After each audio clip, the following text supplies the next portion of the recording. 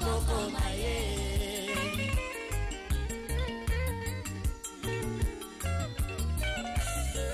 Nekondimela esumbasia akopesa yo bomoi. Bomoi ezali na mokili oyo te. Bomoi ezali na maboko maye.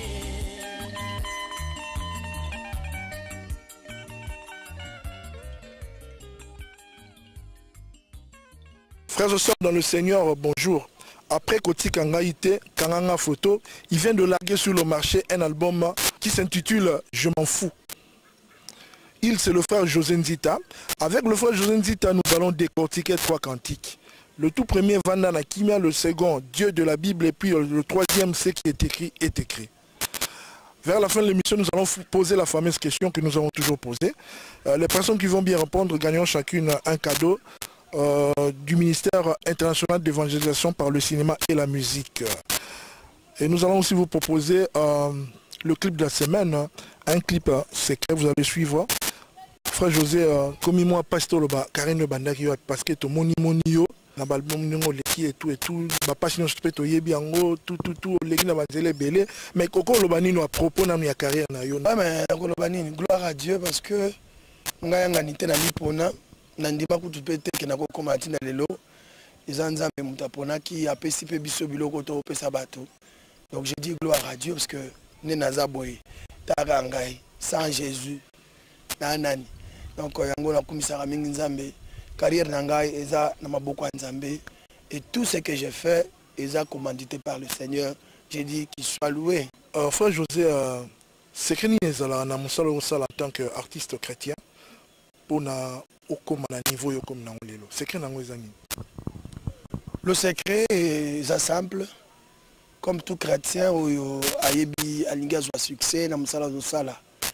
Et ça c'est d'abord comme méditer par Bananzambe comme qu'il est écrit dans Josué 1:8 que cette parole ne s'éloigne point de ta bouche, médite les jours et nuit, alors que tu auras du succès.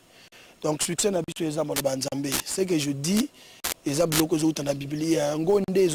donc quand les gens écoutent et que réagir, réagir.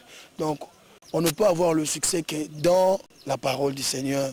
Et puis pas seulement la parole, il faut aussi prier, savoir prier pour que nous ayons sur la capacité surnaturelle pour surmonter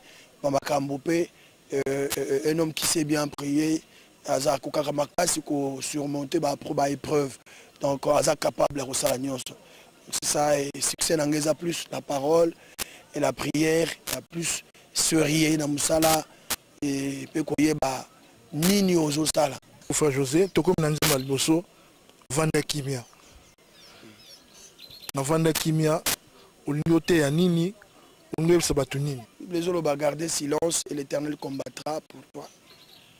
Et Azarol Bango là-bas en Israël, où Vanda Kimia poté, rédempteur de la Bino à sa vivant, il s'élèvera. Juste le ngaïb sera motomoko à mon avis à Lembi, qui est fort na yo anzoto jamais ko sala ke olonga. Te Nzambe de mutape sa makas, tout don parfait, hein, et où t'arrives pas Nzambe. Alors le loso qui moto à lingia misa na makas na yemoko. Na commis danger et ça yango te ngala zo bisa bato oyo bazo mwa lokwa baza bango moko bazo milela na pamba ba Vanda Kimia pour absence ya Nzambe ngelo baté soki silence Nzambe plutôt ngo baté kaza absent. Donc nani bisaka bato ka que tout dépend du Seigneur. Souveraineté en Nzambe après saka oyo alingi na temps alingi. Dieu n'agit jamais en retard et n'agit jamais à l'avance. Ça a juste autant marqué papa nanga. Donc le loso ki mutu moko bando le labi ke nzamba tikinga to so nzamba pambolinga ite na sanzo na tiki Nzambe yende mutu opengo na yo me nzamba tikali na ika Nzambe. Donc ata opengo o changer Nzambe te po batu musupe bazo se convertir bazo yaka na Yesu. Donc plus ngo bagala mutu azo le la mingi ke Vanda Kimia ko la mingi lisute inutile opesa ba problème no pas bato pour voisin ako yoka na lobi atongi lisusu. Mais la Bible dit fukama et ça problème là yo pas Nzambe et le Seigneur agira. Yo zala calme. Bitumbe zo la yo. bakombo ozokutana na mosala biloko nyonso sala malamu opesa yango epai na nzambe yo ozala na opposé moni mpo moto azobunda epai na yo mpo na yo aza soki osalela makasi nomoko ozomona te kokoka na yo kaka te parce que tolongaka satana kaka soki nzambe apesi biso makasi donc biso tokolonga satana makasi na nzoto te kaka na molimo nde tokovaincre ye ana motebisa moto moko avaya ne kimia kolela lisu mingi te plus prière et Dieu agira. Frère José, comment se fait-il que vie à chrétien et Zakaka passi n'habitomba? Bible dit que le diable rôde comme un lion rougissant, cherchant qui dévorer. Dans mon kilo, Abi Jésus, Abi mon Père, je te demande de les préserver, à préserver biso du mal. Ça veut dire à préserver biso na onyo sekoya. Tant au monde dans l'agent 17. Hein? À ce bon de la Bible, Nzambe préserver bango. Na benga on a musala otindenga na sala na sali. Mais na kei na yi na zo zonge pa no mais yo tikala ko préserver bango. Oyebi papa na ngai. Combat eto komekama eza chemin ya mwana Nzambe nyonso. Comme qui dirait notre frère Aimé Lobi, si tu ne vois pas le diable, tu ne croises pas le diable dans ton chemin, donc tu fais route ensemble avec lui. Donc tu ne fais pas route avec le diable, donc tu ne croises pas le diable dans ton chemin. Donc on s'aligne là, alors ce qui moi Nzambe, je veux dire que tous ceux qui veulent marcher pieusement en Jésus, ils seront persécutés. La persécution est évidente, papa. Bible zo bakuto. Yesu alobanga nzete ya mai. Basalinga boy bongo bino nzeta mobeso. Ça veut dire mutu nyonso o memaki ya kokauka. Nga mutu nyonso azo même évangile à Jésus. Akotikala jamais aux na peine na mokili. Comment Yesu ko sa timba la moka donc to buna mbitumba to gane ba oneka ndeka ba to na gane ba mboka mususu to gane ba mpe bitoma pe si to devant na kimia pe libela. Te soki Yesu asali bongo e kondima bato mingi za suma kaste. Ça veut dire mikolo nyonso komba ezopesa biso makasi ya kokoma suku mataba niveau. Alors ba soldate. OK obundi komba moko gagner comme capitaine. OK obundi mususu gagner comme nani. Mais ngo bateke ba komba si ba arme zo sala makaka. Frère José. Oui. Yo balbum etambola. Otika ba misala ki kwado ba misando sala kala otika na yo o matio koma likolo. Ozo ba ninga vana na kimia. Mutu sa kufa peka boki avant na kimia tia kufia zo lorote. Kimia na zo bisa ba ndeko ya teke vanda kimia ovana ndako sala lorote te. Bible le précieux trésor d'un homme, c'est son activité. Mouté sengeli à ça, parce que la Bible dit que celui qui ne travaille pas ne mangera pas non plus. Mouté au sala taliate. Donc mouté se sengeli à ça. Dieu lui-même nous a dit, Jésus, habito mitungisa. Ça veut dire, comme mitungisa, ezape eza instrument ya diabolo. Kobanga. Est-ce que na ozwa? Est-ce que na 2010 aussi na kapeka buna sombi lupangote? Est-ce que na kozwa visa pona kende poto? Est-ce que nako bala pe ane oyo? Te biloko wana tikela ngo Nzambe. Yo kamata dossier, côté c'est pas Nzambe. Abi décharger de moi vos soucis. Yaka nango amenez vos soucis vers moi pour décharger. Ça veut dire que vous décharger. Azana besoin de mason combattre papa. Si ko biso to tambola yalo kwa mutu ba memi na mutuka. Azako tambola kilo na mutu si kwa kuti mutu moko oleka na mutuka. Abi mama pardon na moni olembi mingi. Kota ona mema ona mutuka ya kota na mutuka vani na mutuka zo kene mena kilo ne kana mutu est-ce que mon loko c'est bizarre mutu tia mema na mutuka loka mata kilo déposer po bino mbale na mutu bo vandati yo sikoyo o déposer o vana mutuka mena kilo no kala mutu oh menga na memi yo kitse biloko na mutuka mutu na ko silika pa kamata kitisi yo continue makolo parce que lingo tambola makolo so que yesu si a memi yo ko regretter le soute yo ko sala sou passe na motema te yo ko misala sou passe te yo ko regretter le soute yo ko mikanisa sou ebelete prends tes pensées mamuna onyonso pese pa yesu yo sikola na yo kimia ngo bateke o sala le soute o sala sou ki kwa dote o sala sou o sou chauffeur te travailler mais o kamati misala no pese mikumba no pa Nzambe yo oyebake tout ce qui est resté là Nzambe aza capable de sala yango parce que ozo espérer na ye.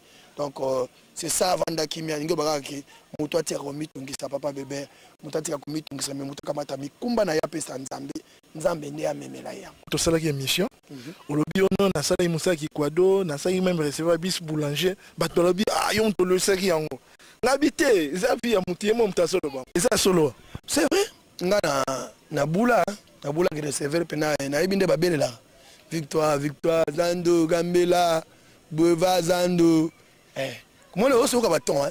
Victoire Gambela, Ngassan, Asina Pascal, tantôt boulanger, Matete Wenze, Matete Wenze, Zando.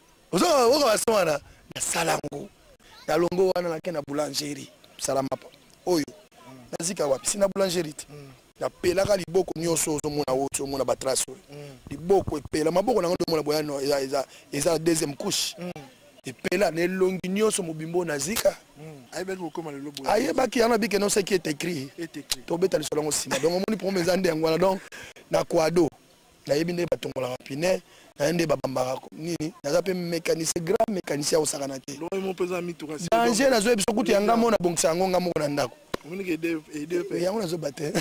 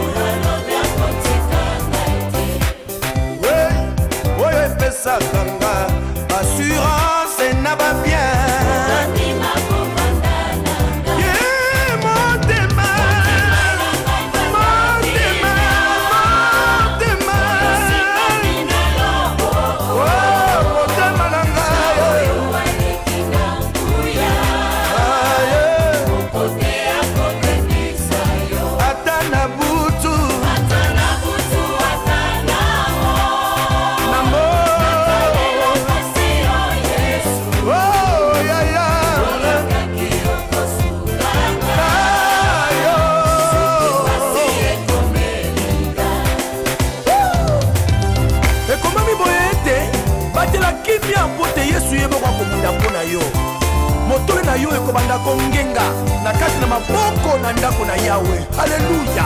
Kobanga te pona bakuna na yo. Zambe yemo kwa kusa charger na yango. Alléluia.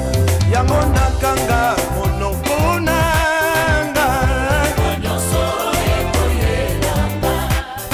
Oh, bitumba oyo na zobunda elonga.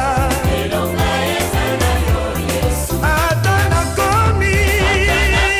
Pene ya kufa.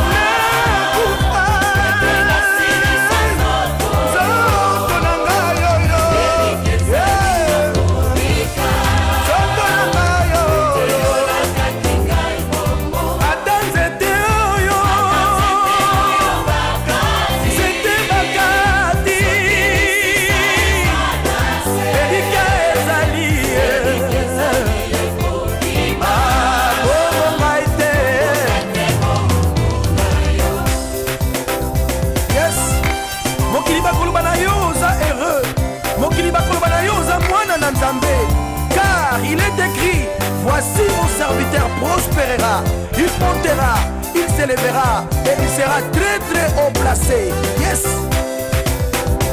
Nakanisi tango amana ye.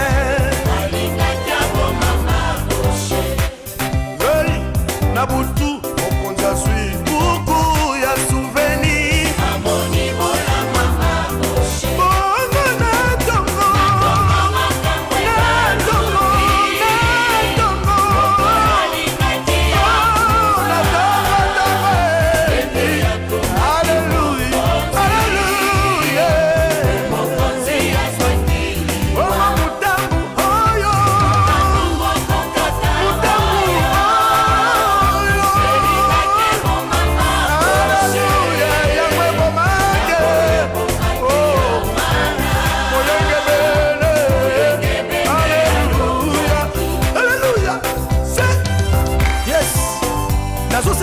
Sécuriser le maboko na nzambe. Sécurité outi epai na Yesu. Ngai nakotikalaka jamais kobondela lisusu banguna na nga bakufa. Esengeli bazala wana. Batalaka ngai ndenge nazopangwama. Ndenge kolo azotombola ngai. Yes. Kobanga te pona banguna na yo. Nzambe ye moko akokunga. Hey, ata batimoli. Bulu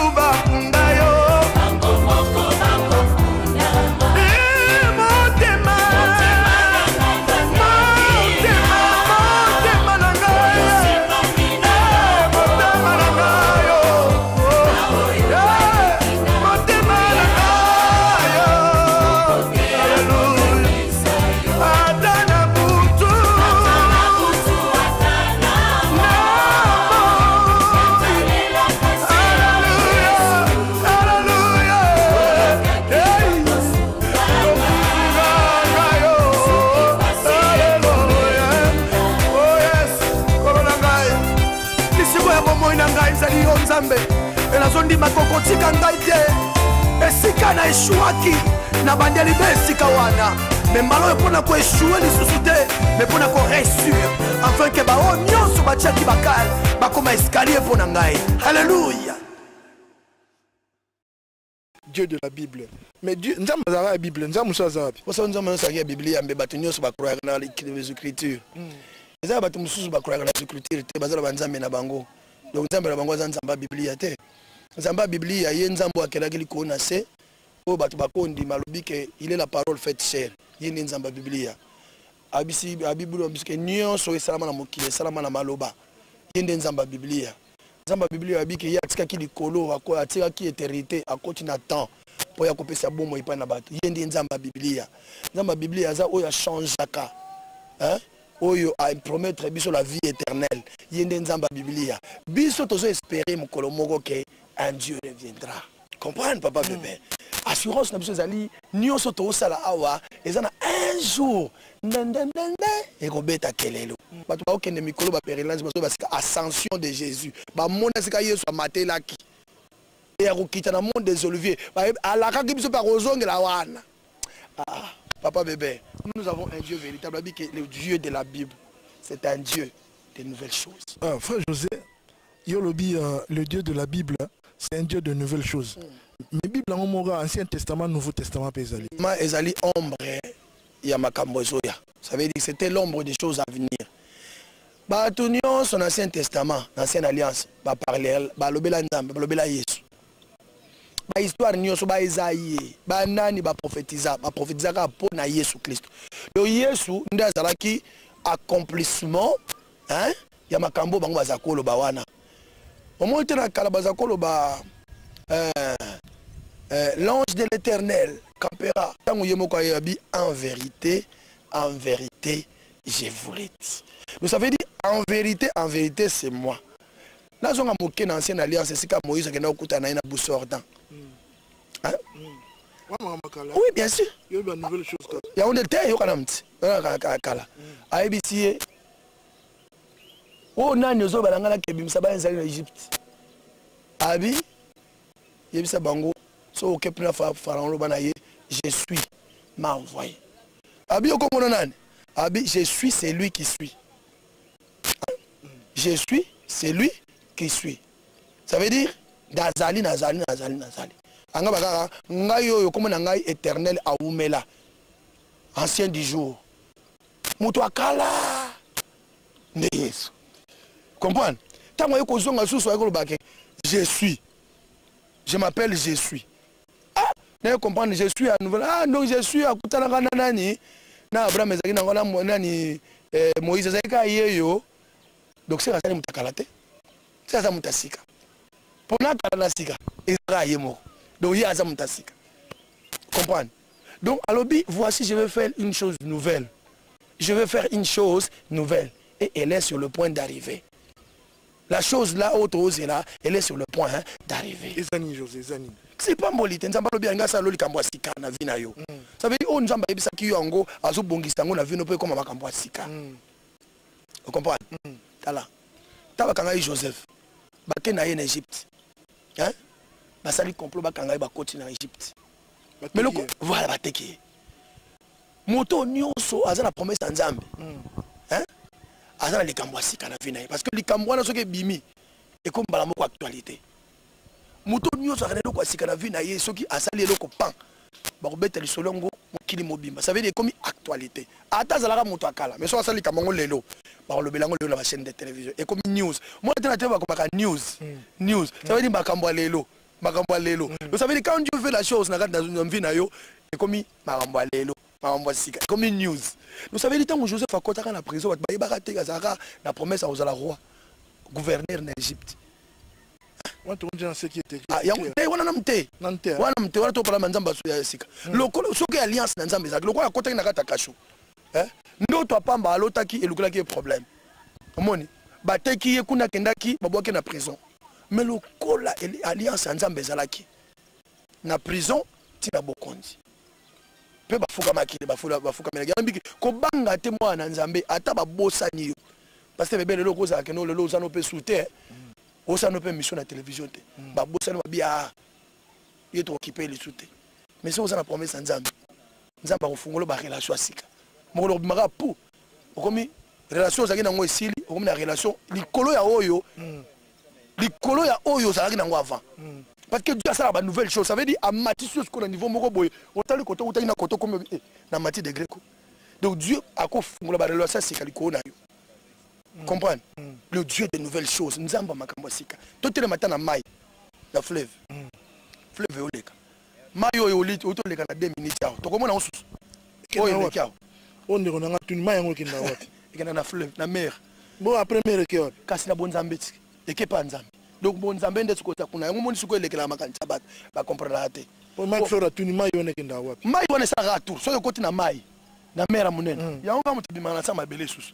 Yango na Yesu na fleuve. Yango ke ko kwa sokuna. Ya miracle nzambe. Ngalo ba nzambe na sa mai na sanze na sa mabele. Atia sachet. Atia enveloppe. Pour normalement mabele likola mai faut edinda. Mais ndeni mai ko pénétrer mabele te. Donc ça na couverture mona c'est kuna sachet et souki nango. Ya na zo baké. Le Dieu de nouvelles choses. Na zo sur le cambo exemple moko. Mon Samson. Tabakangaki. Baki batena na kasho. Batamati misune batobolo babia. Pona ye esili. Na souki pe. Bakati souki batobole misa. Nzaka ndeti ko alliance à Samson ezaki na misute. Amona mona te meloko souki boti kaka. Makasi Samson sani. Ezongi. Osomona. Siko nzamba ko tia makasi wala na misute. Poso taki na misu nde batobolaki misu mais Samson alali libela. Meloko la atiaki ma alliance na ye na souki ya Samson. Bango ba yeba kiteke ndenga souki ezo bota. Ole bakata ngo lisusu batiki yango. Osomona. Tango mati souki boti makasi ya Samson sani ni Yesus. Samson tundi bango iboluke na ngai eska 2 pylônes ya. Bakene kota 2 pylônes na simbi 2 pylônes biyango yo. Oh, baba ça ça bajete. Grig ba pylônes panda kuno se koya akufa ki yemo kote yango mutu aza na promesse ya Nzambe. Faut faire très attention na epo za bomba retardement. Ala makambo sika na vie na ikeba ata bobomi relation na yo oyo. Nzambe afungula relation kuna. Donc bon ça no. Bon ndiselo kutu yete po aza eloko za kat na yeza biloko sika ekola kaka. Quand je dis c'est un très bon message, mais le Dieu de la Bible, tout ça belé frère José, ba tsunami kuna ba kufa Haïti 217 000 morts. Mais nzamba za wapi? Bible singa il fait toutes les choses bonnes à son temps. Mutu moko taza pembe na nzamba pesa ke conseil nzambe mbalo yo ko sala boita asate. So lo mina ngandi wana ngozonga na Bible. Nzamba pona iba na Israël bazaki peuple moké. Bato bazako bundisa bango bazaki belé. Mabi na kopesa bino makasi o bobeta bato nyonso wana bo bomba bango. Ba David babengi nzambe homme de guerre. Maboko ne makile tonda. Oui David a combien de personnes? C'est quoi bateau David boma wana. Nzamba ngina besoin na bango te. Non. Dieu fait des choses na ndenge na ye. Soki na Haïti bato ba kufa, soki na web bato ba kufa. Ngala ko ba boy. Nzambe tango asala makambo. Ye moko ayebaka nini ngasala na tango azosala. Pour mes années nisikoyo bato ba yeba aolekela wapi po bakanga ye batu na ye aoleka wapi. Biso nde photo tuna sikoyo ba na nzamba lobi ke quand vous verrez you a la promesse. Alobaki yango. C'est écrit. Et ningo biso kaka ke to komina le dernier temps de la fin. Ba signe attend de la fin. Ba signe attend de la fin. Et là on est tombé dans le sol parce qu'il a été prédit. Quand vous entendrez siko biso ba o to za vérité tant to mona bloka ndongwana position na to za ndeni yango nde siko question senge fotuna et tout na makambo ba etite événement yo sozo le kawana ba faire nini ba tremblement de terre. Quand toi l'enfant de Dieu tu vois c'est là vision na yo za nini idée na yo pe za nini façon na yo de voir les choses za nini yo nde siko muto kota siko position na monene comme kende boye na misongisa na point po kala mingi te. Ah oui, parce que si nous sommes là, yango ibando sa nini. Yo masuba bita masura crise mondiale c'est ça là. Zomo. OK, Bible prédit que famine ekokota. Nzala ya. Mais pour ceux qui ont Jésus, bango ba okufa nzala tepo, yé moko le berger. Ah ya toujours dans ma tite, kolesa bango. Donc le Dieu de la Bible, c'est un Dieu qui fait des choses selon sa volonté. Mutu moko azali ate pasteur bébé rako dicter nzambe loba, wana le nzambe moi ebimaka 2 jours 3 jours tolingi butu na butu nani sa salam ata ba savant nyoso ba otala ngai baza na TV ata ba magicien nyoso ba otala ngai ba na tête ata ba nyoso ba o ba banzambe kasi mutu mso ameka mukomso ba bon 3 jours tongo otana te a déclaré na TV bina kangi 3 jours tongo otana te papa mais il y a le 3 ans le nord on est comme guerre contre bato bandima Yesu na bato bandima Yesu te lui parlait de la part du Seigneur. Sinon, à ma prière, je le rebelle parce qu'il y a corrigé le peuple, le prophète de Baal, Jézabel. Moutako sa elo kwana wa koperaka, nanzambe. De Eli nanzambe ba koperaka. Le Josué Temse Moïse. Ouais. Eli nanzambe ba koperaka. Josué nanzambe ba koperaka. Mais mutu moko te koperaka nanzambe a côté le naturel nanya. Et puis tant il y a ça là qui est juste pour l'enseignement. Il y a pour le prophète de Baal, ba yeba qu'il y a un Dieu dans les cieux. Mais natang mona ipe nzete pe ya mutu ya farambi mais c'est pe nyoka te banyoka la bango bosuko pour preuve toke na conclusion banyoka la bakenda yawa pour preuve la conclusion sikoyo mais c'est qui na bango donc ngola kitaka ke nyosa mike boza na sonza mafunguli munoko binos bokoti mutu moko te aza na droit ya kosa eloko moko boyi kolo o nzambe alekela nzambe te nzambe soka telemi yende mutakanga biloko nyoso wana suka banyoka farao bambela maki na nyoka Moïse ameli bango da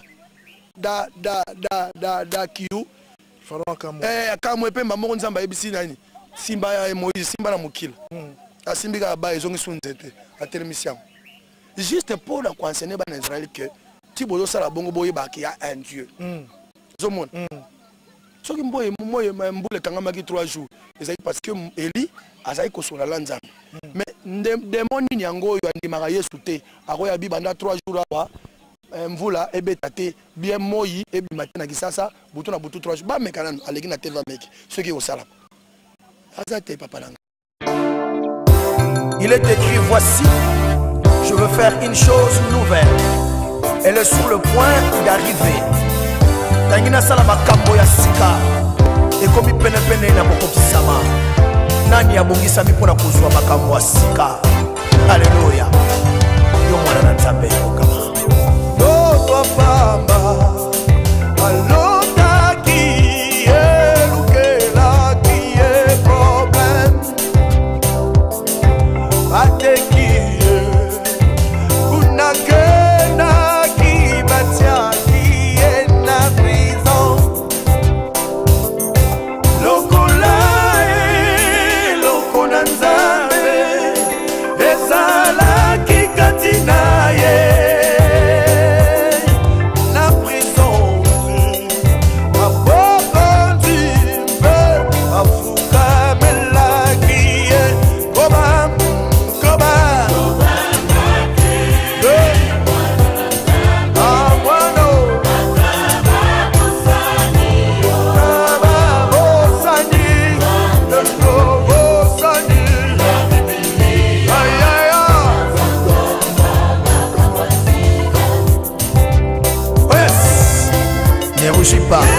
car tu ne seras pas déshonoré, mais tu oublieras la honte de ta jeunesse et tu ne te souviendras plus de l'opprobre de ton veuvage, car ton Créateur est ton époux, l'Éternel des armées est son nom.